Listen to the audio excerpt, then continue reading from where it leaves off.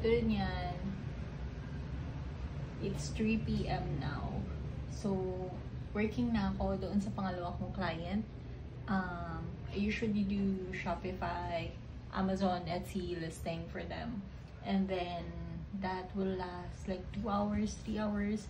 Depende kung gaano kadami, depende kung gaano ka-complicated yung listing. So, yeah, after that, bounce back na naman ako dun sa client number 1 na meeting ko kanina. So, kung ano yung mga pinapagawa niya, updates, reports, and then, kapag may time pa, like,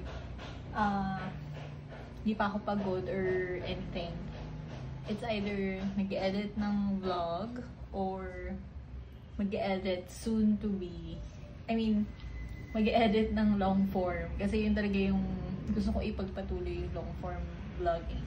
So, yun. Or, balik ako, bounce back ako kay client number 2 for another listing. Like, magbiglig ng another hours of work. So, ayun. Ganun.